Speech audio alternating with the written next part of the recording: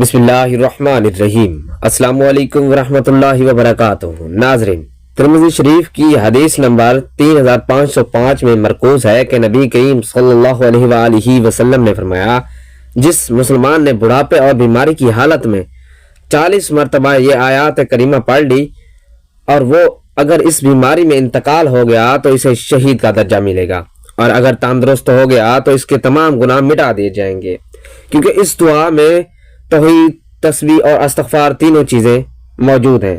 اس آیات کی برکت سے اللہ تعالیٰ دنیا کے غم، گناہوں کے غم، آخرت کے غم اور قبر کا غم، یہاں تک کہ تمام غموں کو دور فرما دیتا ہے۔ جب بھی کوئی مسلمان بوڑھا شخص اسے پڑھ کر دعا کرے گا تو اللہ تبارک و تعالیٰ اس کی دعا قبول فرمائے گا۔ وہ آیات کریمہ یہ ہے۔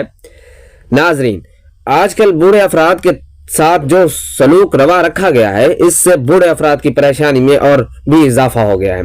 حالانکہ والدین نے بچوں کی پرورش اس امید پر کی تھی کہ یہ ہمارے بڑھاپے کا سہارا بنیں گے، لیکن بجائے اس کے کہ یہ لڑکا بوڑھے والد کا سہارا بنتا، اس کی کمر بھی توڑ کر رکھ دیتا ہے۔ ایک جانب معاشرے کی یہ صورتحال ہے تو دوسری جانب نبی کریم صلی اللہ علیہ وآلہ وسلم کا اسوہ۔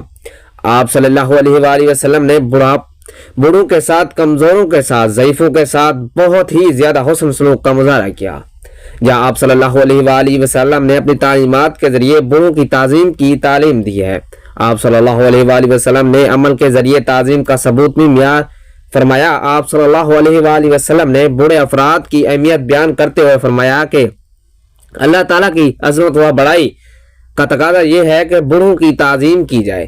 ایک اور موقع پر آپ صلی اللہ علیہ وآلہ وسلم نے فرمایا، جس شخص کے بال اسلام کی حالت میں سفید ہوئے، اس کے لیے قیامت کے دن نور ہوگا۔ ان حدیث سے عمر رسیدہ افراد کی اہمیت کا بخوبی اندازہ ہوتا ہے۔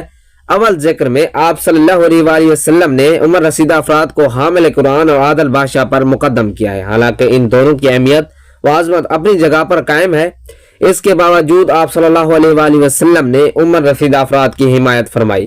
دوسری حدیث میں بوڑھوں کی اہمیت کچھ یوں بیان فرمائی ہے کہ جس کو اسلام کی حالت میں بڑھاپا آیا تو اللہ تبارک و تعالیٰ اس کے بڑھاپے کی قدردانی کرتے ہوئے روز محشر نور مقدم فرمائیں گے۔ آپ صلی اللہ علیہ وآلہ وسلم نے بوڑھوں کا احترام کرنے کی تلقین کرتے ہوئے فرمایا، چھوٹا بڑوں کو سلام کرے۔ بڑوں کے اکرام و احترام کی ایک شکل سلام بھی ہے۔ بڑوں کی عمر، ان کی بزرگی کا لحاظ کرتے ہوئے چھوٹے بڑوں کو سلام کیا کریں، تاکہ یہ سلام چھوٹوں کی جانب سے بڑوں کے اکرام کا جذبہ بھی ظاہر کرے اور بڑوں کے لیے بھی دل بستگی کا سامان ہوگی۔ کئی مقامات پر بڑوں کو بچوں سے اسی بات کی شکایت ہوتی ہے کہ بچے انہیں سلام نہیں کرتے۔ فطری طور پر بڑی عزت کے طالب ہوتے ہیں، کیونکہ نہ ہم ان کے ساتھ اس تقاضے کا لحاظ کرتے ہیں کہ اسلام کے ذریعے ان کی جی کو خوش کر کے مجالس میں کوئی مشروب لائے، تو اس میں آپ صلی اللہ علیہ وآلہ وسلم نے اس بات کا لحاظ کیا کہ اس کے وہ پہلے بڑے نوش فرمائیں، بڑوں سے آغاز، اور فرمایا بڑوں سے آغاز کیا کرو، بلکہ آپ صلی اللہ علیہ وآلہ وسلم نے ایک دفعہ مسواک کرتے ہوئے دو میں سے بڑے کو پہلے مسواک عنایت فرمائی۔ نیز آپ صلی اللہ علیہ وآلہ وسلم نے بڑوں کی اہمیت کو اجاگر کرتے ہوئے فرمایا، برکت تو تمہارے بڑوں کے ساتھ ہے، کون ہے جو برکت کا متلاشی نہ ہو، جو برکت کا طلبگار نہ ہو؟ آج تو کئی ایک بے برکتی کے شاکی ہیں۔ ایسے میں برکت کے حصول کا آسان طریقہ کار یہ ہے کہ بوڑھوں کو اپنے ساتھ رکھو جائے، ان کی اخراجات کی کفالت کی جائے، اسے آمدنی میں برکت ہوگی۔ نیز ایک موقع پر آپ صلی اللہ علیہ وآلہ وسلم نے بات چیت میں بھی یہی پہلے بڑوں کو موقع دیا کرو۔ ایک موقع پر بڑوں کے اکرام کی فضائل و فوائد کا ذکر کرتے ہوئے آپ صلی اللہ علیہ وآلہ وسلم نے فرمایا، جس نوجوان نے کسی بوڑھے اکرام کی عمر کی بنیاد پر کیا تو اللہ تعالیٰ اس کے لیے بڑھاپے میں اکرام کرنے والا شخص مقرر فرمائیں گے۔ کون ہے جو اپنے بڑھاپے میں کو ہنسی خوشی پورا نہیں کرنا چاہتا؟ کون ہے جو بڑھاپے میں خدمت گزار سے کتراتا ہے؟ کون ہے جو بڑھاپے میں آرام و سکون نہیں چاہتا؟ ان سب کے لیے آپ صلی اللہ علیہ وآلہ وسلم نے ایک نسخہ عنایت فرمایا ہے کہ اپنے بڑوں کا اکرام کرو، تمہیں بڑھاپے میں خدمت کار مل جائے گا۔ الغرض مختلف موقعوں پر مختلف انداز سے آپ صلی اللہ علیہ وآلہ وسلم نے بوڑھوں کی اہمیت و عظمت کو واضح کیا ہے اور امت کو ان پر توجہ کی تعلیم دی۔ یہ آپ صلی اللہ علیہ وآلہ وسلم کی کریمانہ اخلاق ہے کہ امت کے ہر کمزور طبقے پر بذات خود بھی رحم و کرم کا معاملہ کیا، اوروں کو بھی رحم و کرم سے پیش آنے کی تلقین کی۔ ایک بوڑھا شخص آپ صلی اللہ علیہ وآلہ وسلم کی مجلس میں حاضر ہوئے تو آنے والوں کے لیے لوگوں نے مجلس میں گنجائش نہ پیدا کی۔ تو آپ صلی اللہ علیہ وسلم نے اس صورتحال کو دیکھ کر صحابہ کرام سے مخاطب ہو کر فرمایا، جو شخص چھوٹوں پر شفقت نہ کرے، بڑوں کی عزت نہ کرے، وہ ہم میں سے نہیں۔ یعنی ایک مسلمان جو صفات ہونی چاہیے، ان میں سے ایک بڑوں کا اکرام بھی ہے۔ اگر کوئی اس وصف سے متفق نہیں تو گویا وہ ایک اہم مسلمان صف سے محروم ہے۔ اگر کوئی اس اسلامی صف کا خاص کار ہے تو اسے بڑوں کے اکرام میں بڑھ چڑھ کر حصہ لینا چاہیے۔ موقع فتح مکہ کے بعد حیرت انگیز واقعات رونما ہوئے، انہی میں سے ایک واقعہ حضرت ابوبکر صدیق رضی اللہ تعالیٰ عنہ کے بوڑھے والد کا بھی پیش آیا۔ گویا لوگوں نے آپ صلی اللہ علیہ وسلم کے دست حق پر اسلام قبول کرنے کے لیے انہیں آپ صلی اللہ علیہ وسلم کی مجلس میں حاضر کیا، تو آپ صلی اللہ علیہ وسلم نے ان کے بڑھاپے کو دیکھتے ہوئے فرمایا، ان کو گھر میں کیوں نہ چھوڑا، میں خود ہی ان کے گھر پہنچ جاتا۔ واضح ہے کہ آپ صلی اللہ علیہ وسلم مکہ مکرمہ میں فاتح بن کر داخل ہو رہے ہیں۔ اس کے باوجود بوڑھوں کے ساتھ آپ صلی اللہ علیہ وسلم کا رحیمانہ کریمانہ سلوک ہے۔ حالانکہ دوسرے فاتحین کا طرز عمل تو یوں ہے جیسے قرآن مجید میں بیان فرمایا کہ جب کسی بستی میں فاتحین داخل ہوتے ہیں، اس بستی کو تباہ و برباد کر دیتے ہیں، اہل عزت کو ذلیل کرتے ہیں، اور یہی ان کا طرز امتیاز ہے۔ یہ عمر رسیدہ افراد کی عملی قدردانی ہے کہ جس کو آپ لوگوں کے سامنے بیان کر رہے ہیں۔ ان کی بزرگی کا لحاظ کر تو آپ صلی اللہ علیہ وسلم نے ہرگز خیال نہیں کیا کہ ابو قحافہ ایک طویل عرصے تک کفر کی حالت میں رہے۔ اب کفر مغلوب ہوا تو وہ مسلمان رہے۔ بعض دفعہ انسان سابقہ اختلافات کی وجہ سے کسی تعظیم و تکریم سے کتراتا ہے، حالانکہ اس میں ان لوگوں کے لیے اسوا ہے کہ سر رسیدہ کی پہلی صورت تعظیم کی جائے۔ ابو مسعود انصاری رضی اللہ تعالیٰ فرماتے ہیں کہ ایک دفعہ ایک صحابی آپ صلی اللہ علیہ وسلم کی خدمت میں حاضر ہوا اور شکایت کرنے لگا کہ میں ظہر کی نماز میں فلاں شخص کی تعویل کی رد کی وجہ سے حاضر نہیں ہو سکا۔ ابو مسعود کہتے ہیں کہ میں نے اس موقع پر آپ صلی اللہ علیہ وسلم کو جس غضبناک کیفیت میں دیکھا، اس سے پہلے کبھی نہ دیکھا تھا۔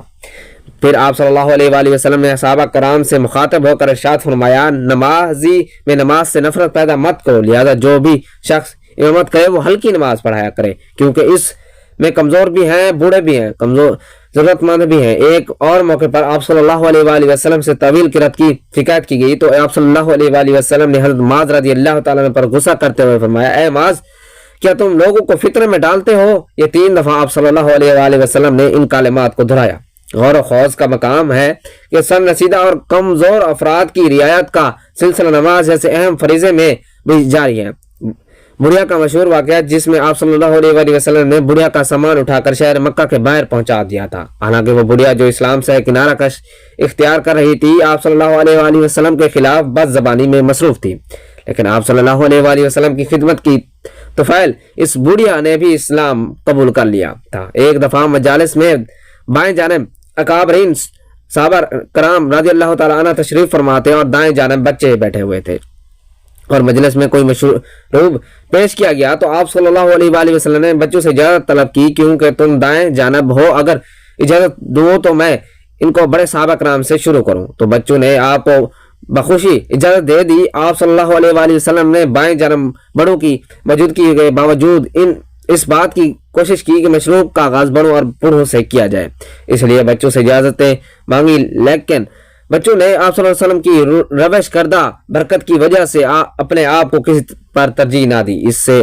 بھی بڑوں کے ساتھ اکرام کا درس ملتا ہے کہ ہر صورت ان کے اکرام کی کوشش کی جائے۔ آپ صلی اللہ علیہ وسلم نے بوڑھوں کا ہر موقع پر یاد فرمایا کہ کسی بھی بوڑھے کا اکرام آپ صلی اللہ علیہ وسلم نے انسانیت کی بنیاد پر یا رشتہ داری اور تعلق سے بلا تر ہو کر آپ صلی اللہ علیہ وسلم نے بوڑھوں کے اکرام کو ترجیح دی۔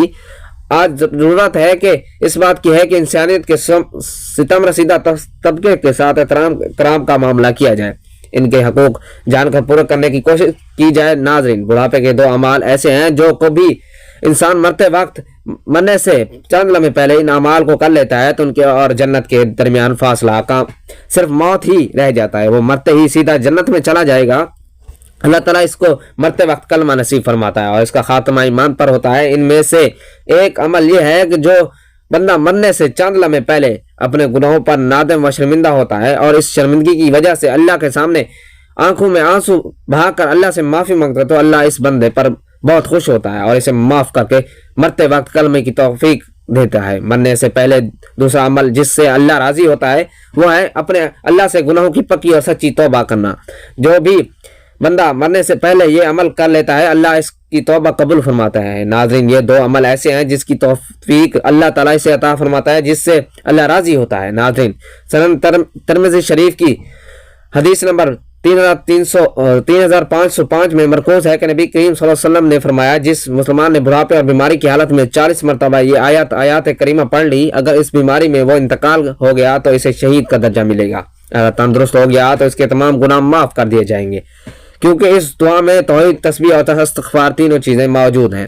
اس آیات کی برکت سے اللہ تعالیٰ دنیا کے غم، گناہوں کے غم، آخرت کے غم، قبر کی پریشانی، یہاں تک کہ تمام غموں کو دور فرما دیتا ہے۔ جب بھی کوئی مسلمان شخص اسے پڑھ کر دعا کرے گا تو اللہ تعالیٰ اس کی دعا قبول فرمائے گا۔ وہ آیات کریمہ یہ ہے لا الہ الا انت سبحانک انی کنت من الظالمین۔ ناظرین آئے ہم سب آج اپنے گناہوں کی پکی سچی توبہ کرتے ہیں۔ آج کا وقت ہم سب کے لیے بہت غنیمت ہے، کیا پتہ کل ہم موقع ملے یا نہ ملے۔